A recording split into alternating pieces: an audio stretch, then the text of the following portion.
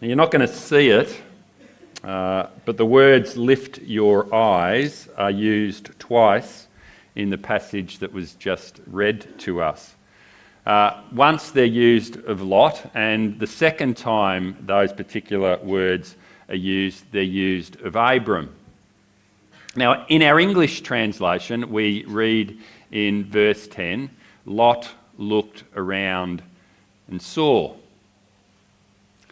And so what did Lot do? Well, he quite literally lifted his eyes.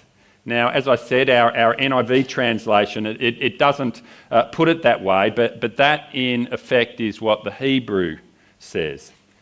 He lifted his eyes and he gazed at everything before him. And having lifted his eyes, he then proceeded to move forward. In verse 14, we see the same phrase repeated. The Lord said to Abram after Lot had parted from him, "Look around from where you are." Lift your eyes, Abram. Lift your eyes is what God says to him. Lift your eyes and have a good long look and tell me, having lifted your eyes, what it is that you see. And just like his nephew Lot, Abram then, having lifted his eyes, he proceeds to move forward. But the outcome, as we're going to see quite clearly in the coming weeks, is quite different. And the two very different outcomes, they're meant to tell us something. We're going to see something about Lot, and we're going to see something about Abram. I think we're going to see that this morning, but we're certainly going to see it in the weeks ahead. We're going to see what it is that Lot sees and what Abram sees when they lift their eyes.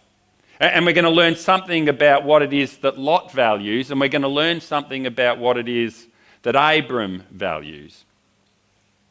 And because of that, whilst Lot's story and Abram's story begin in very much the same fashion, they are going to end very differently because their values are very different. And because when they lift their eyes, what they see is very, very different. And we're given a hint as to how it's going to end for Lot in verses 12 and 13. There we read these words. Abram lived in the land of Canaan, while Lot lived in the cities of the plain and pitched his tents near Sodom. Now the people of Sodom were wicked and were sinning greatly against the Lord. And so that's the first hint. It's just a hint, but that is the first hint as to how it's going to end for Lot. A second hint we're given is in the first half of verse 14. The Lord said to Abram after Lot had parted from him. And then the Lord is going to speak to Abram. And so what we have here is this. Lot moves toward a people that are known for their sin, but not only does he move toward a people who are known for their sin, he also moves away from Abram, the man through whom God's blessing is going to come to the world. He moves towards a people known for their sin, and he moves away from Abram, the man of blessing. And I'll come back to this a little later. But firstly, look with me at verse 5 to 7. Now Lot, who was moving about with Abram, also had flocks and herds and tents, but the land could not support them while they stayed together, for their possessions were so great that they were not able to stay together. And quarrelling arose between Abram's herders and Lot's.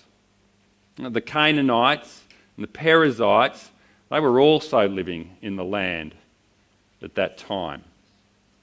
In verse 2, that's a verse that we considered last week, we learned that God had in fact blessed Abram with great wealth. And here we learned that God has also blessed Lot. Now, that's good, right? It's good to be blessed. Of course it is.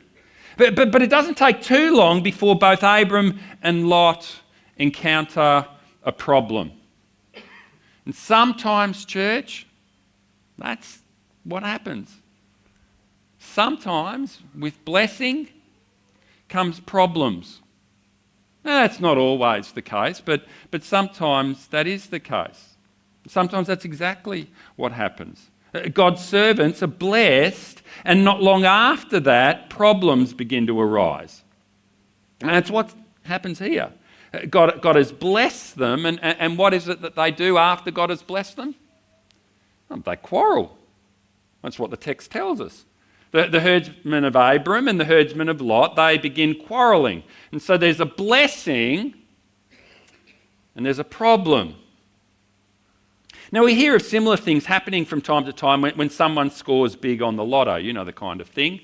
What at first appears to be a blessing, the end of hardship, no more debt, suddenly, and you hear of this all the time, suddenly it becomes a horror story, doesn't it? Families are torn apart, everyone quarrelling about what's theirs. What's in it for me? That's the concern. And here, as God has blessed Abram and Lot with great wealth, quarrelling begins to break out. Now, we see it again, don't we? We see it in great many places in the Scriptures, but one place in particular that we see this thing happening is in the book of Philippians. What do we see there? Well, there we see two women serving the Lord. Two women by the name of Euodia and Syntyche. And something has come between them, and it begins to spill over into the life of the church. Two women blessed of God. Now, Paul doesn't argue that. Paul doesn't say there's one in the right and there's one in the wrong. The text doesn't say that. No. What we have there are two women blessed of God and used of God, and here they are, and they're stuck. Who knows for how long they've been stuck. And they're caught up in a dispute that threatens to spill over. What we have there then in the book of Philippians is a blessing followed by a problem. Two women, both saved but now fighting. Both serving but now not talking. And in some respects, the lesson is incidental, the lesson that we have in Philippians, but also the lesson that we have here in the book of Genesis. The lesson is incidental. But it's important to see it nevertheless. When God blesses you, church, problems are never far away. Particularly, but not only, if what matters to you is stuff more than people. Particularly, but not only,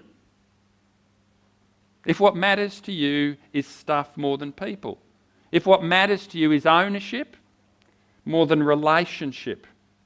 Just be aware of that. That's all I'm saying. Don't get sucked into taking your eyes off what really matters. Serving God and loving your brothers and sisters. That is what really matters. Serving God and loving your brothers and sisters. In eternity, you will wonder, why was it that I was so caught up in this stuff? When what really matters is serving God and loving your brothers and sisters. How many Christians in eternity will be troubled by that? Because what really matters is serving God and loving your brothers and sisters, not stuff. Serving God and loving your brothers and sisters. And so God's desire, church, is to bless us. And when he blesses us, unless we have our wits about us, we do, church, have to have our wits about us. Unless we have our wits about us, unless we remain focused, relationships can suffer. Now think about it. And it does affect every area of our life. Marriage, for example. Marriage is a tremendous blessing. Did you know that? I hope you do. Marriage is a tremendous blessing. Having children is a tremendous blessing. Belonging to a God-honouring church, a church that values truth, is a tremendous blessing. Being wealthy is a tremendous blessing. Being wealthy is a tremendous blessing. And how often, church, does the blessing turn sour? Husbands fighting with wives, parents fighting with children, churches fighting with one another, families fighting over an inheritance.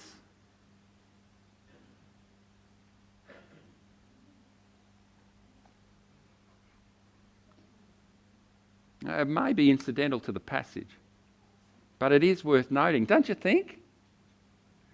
Be very careful, church, that the blessing, God's blessing, doesn't lead to fractured relationships.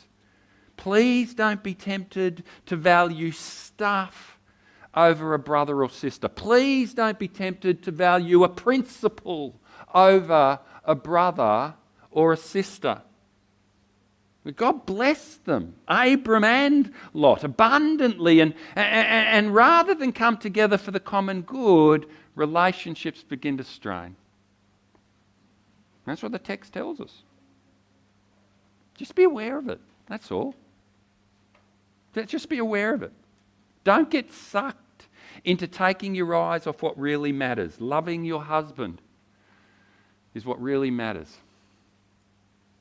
Loving your wife is what really matters.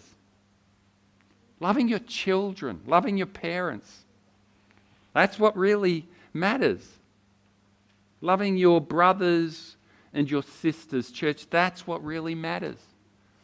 That's what really matters. Now, one last thing. Some of us, I think it's fair to say, have been abundantly blessed with material wealth, much like Abram and Lot. And again, that's a good thing, right? Material blessing is a good thing. It is. And if that's you, allow the text to gently remind you of the danger. Be very careful, church, not to put what you have before relationships. Be very careful. Be very careful if God has blessed you that way. Not to put what you have before relationships. And Abram, in fact, he sees just this very thing happening. And so what does he do? Well, Abram, he steps in. We see that, don't we, in verse 8. So Abram said to Lot, "Let's not have any quarrelling between you and me, or between your herders and mine, for we are close relatives. Is not the whole land before you? Let's part company. If you go to the left, I'll go to the right. If you go to the right, I'll go to the left." And notice here what it is that Abram does. Abram offers to give to Lot whatever land he chooses. Just let that sink in. Even though Lot's choice stands to cost him, Abram is willing to pay the price. Even though Lot's choice, it's out of Abram's hands, even though Lot's choice stands to cost him, Abram is willing to pay the price. Even though God's given it to him. What has God given to him? All of it. God has promised to give it all to him. Now, some commentators have said that Abram has once again risked God's promise. God has promised to give him the land, and here he is potentially giving it all away. Well, I've read the text, and I don't think that's what the text is teaching us. I don't think that's what the text is teaching us. What is Abram doing? Well, what Abram is doing is preserving the peace. And he's also being generous. Not only is he seeking to preserve the peace, he's being generous. He isn't thinking of himself, in other words. He doesn't need to think of himself. Why doesn't Abram need to think of himself? Because God has promised to bless him. That's why he doesn't need to think of himself. Abram, I think, is beginning to realise, church, that he can't lose what God has promised to give him. Even if he gives it all away, God will still bless him.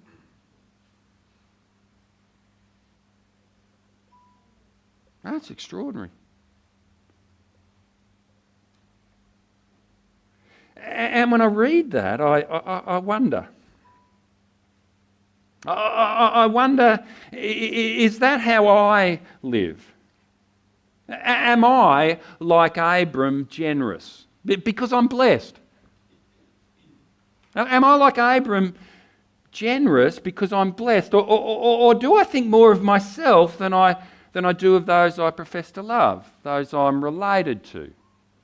Biologically related to, but also as a member of God's family. Do I think of myself first, or do I think of others? Do I realise the way that Abram is beginning to realise that God's promises can't be lost? They can't be taken away from me. That I can never give away more than God has promised to give. And that no matter how much I give, I can't outgive Him. That should make a tremendous difference in how I hold on to everything that God has blessed me with. Do I really believe that I can be generous, church, because God is generous? I wonder if, just like Abram, I really do believe that. Am I free enough, like Abram, to let go of what I have? Or is what I have more important to me than a brother or a sister? That's a big question, don't you think? There is great freedom, church, in knowing that whatever we have, be it small or great, it doesn't compare to what God has promised us. There's tremendous freedom there. There's great freedom knowing that when it finally hits home. And Abram, I think, he's beginning to see just that. And so Abram says to Lot, he says, lift your eyes and choose. And so what does Lot do? Well, Lot does just that. He lifts his eyes and he chooses. Lot looked around, literally, he lifted his eyes and saw that the whole plain of the Jordan towards Zoar was well watered, like the garden of the Lord, like the land of Egypt. Now, this was before the Lord destroyed Sodom and Gomorrah. So Lot chose for himself the whole plain of the Jordan and set out toward the east. Two men parted company. Abram lived in the land of Canaan, while Lot lived among the cities of the plain and pitched his tents near Sodom. Now the people of Sodom were wicked and were sinning greatly against the Lord. And just like that, Lot lifts his eyes and he sees everything that the world has to offer, and then he proceeds to take it. He lifts his eyes. He sees everything that is good. And he begins to take it. Now, how very different is he to his uncle Abram? Abram has it all and he's happy to give it all away. Lot, he's also been blessed with abundance. That's what he sees when he lifts his eyes. Now, please don't think that the growing your wealth and securing your financial future is a bad thing. That's not what I'm saying, and that's not what the text is saying. That's not what the text is saying. But there's something that Lot doesn't see. Please read that. There's something that Lot doesn't see, and this, church, is really, really important. Listen carefully to how this section finishes.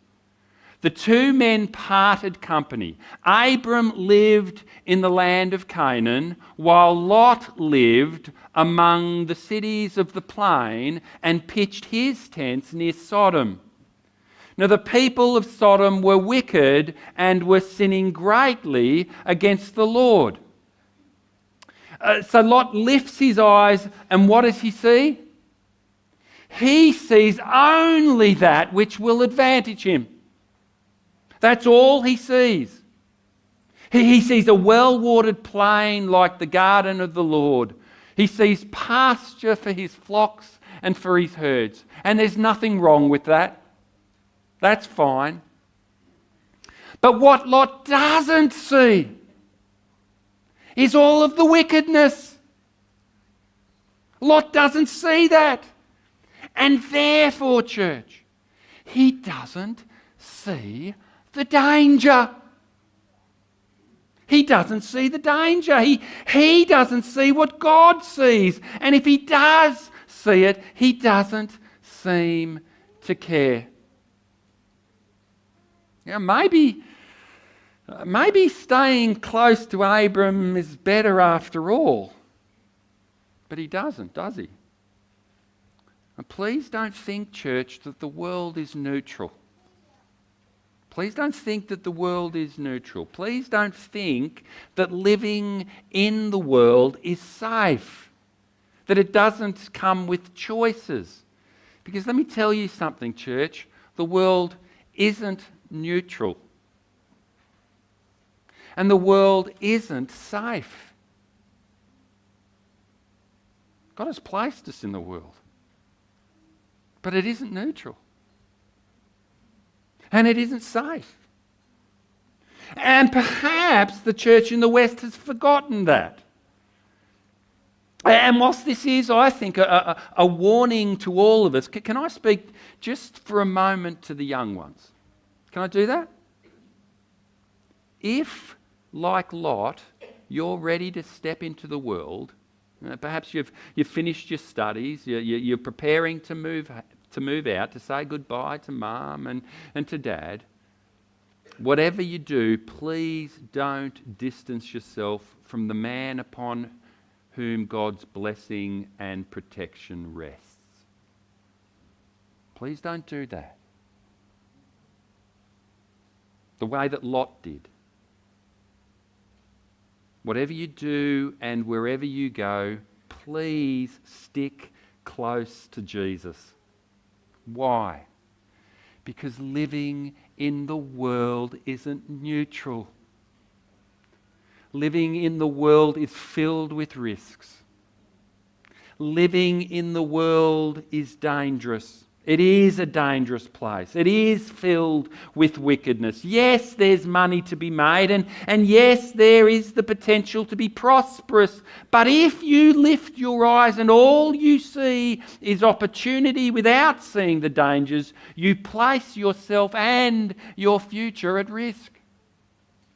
That's the truth. Church, let me put to you a question that we should all ask. Today, tomorrow, next year, sooner or later, we will have to ask it if we haven't already asked the question. The question is this. The question is this. What will happen to my faith?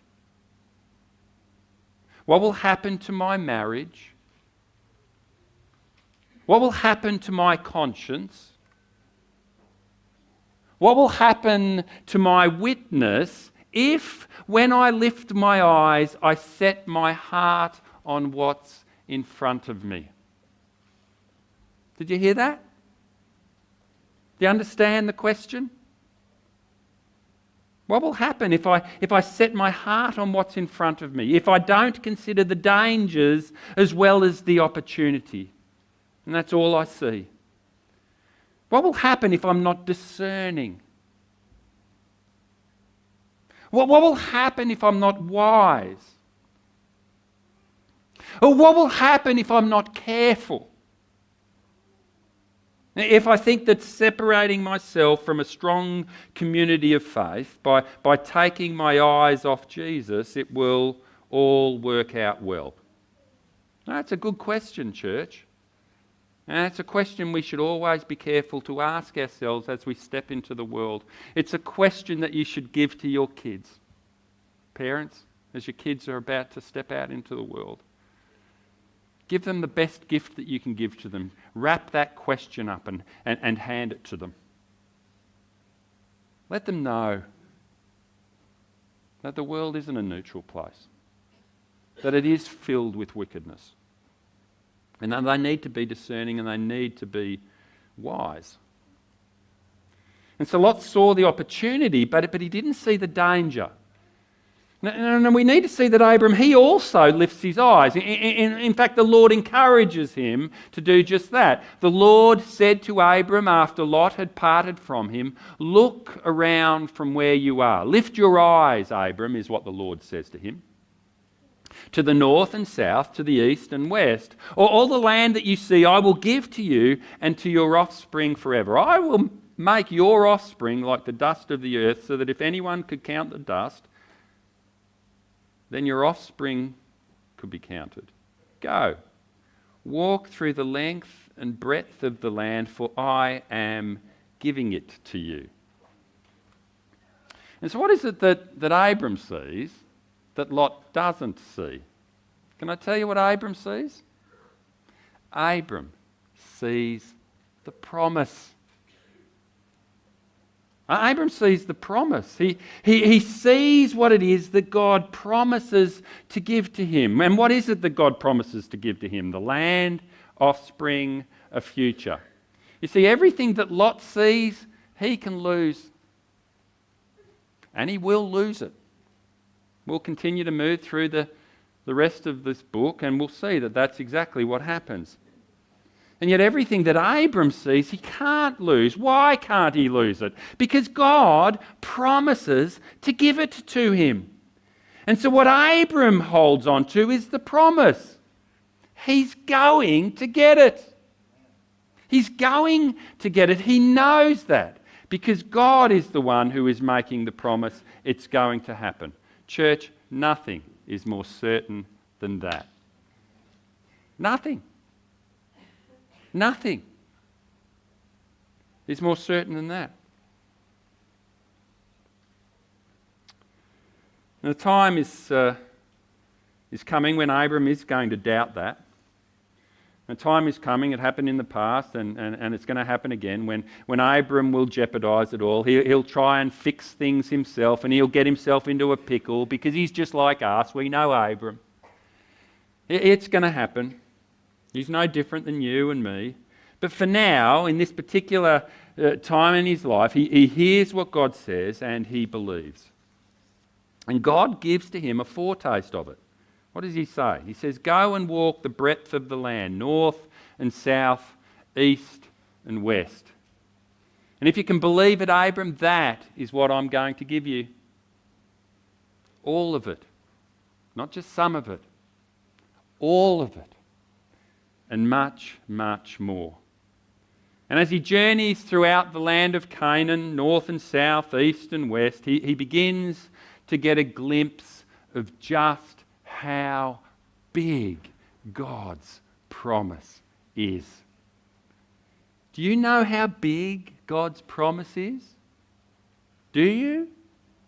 Do you know, church, how big God's promise is to you? Do you? Can I tell you how big it is? It's big. North and south, east and west. Now, will Abram take a hold of it in his lifetime? No. That's not the point. The point is that God has promised to give it to him. And it's the promise that he sees. And he can't lose it. And I hope you hear that, church. Now, some of you might be thinking, if you're like me, you'd be thinking this. Hang on a second. If God has promised to give it to Abram, but Abram doesn't receive it in his lifetime, what good is it? Who's just thought that? Yeah, good on you. Thank you. I see your hand. What good is it? Sure, God's promised to give it to him, north, south, east, west, but he doesn't receive it in his lifetime. What good is it? And you know what, church? I think that's a fair question. Except that is for one thing. You see, God's promise to Abram, it doesn't end when Abram breathes his last. You see, Abram, he will inherit the land. And not only Canaan, Abram will inherit all of it. How so? Because the kingdom that Abram will inherit is an eternal kingdom. The kingdom that Abram will inherit It's an eternal kingdom. And in many respects, Canaan is nothing more than a down payment. That's really all it is. And when Abram's seed comes and death is defeated and his throne is established, the whole world will be his. Now, I think that's what we have here. We have a glimpse of what is to come, a hint that what God promised to give to Abram, he'll receive in full, but only after he dies. That's what we see. So that Abram's hope is an eternal hope. It's not only for this life.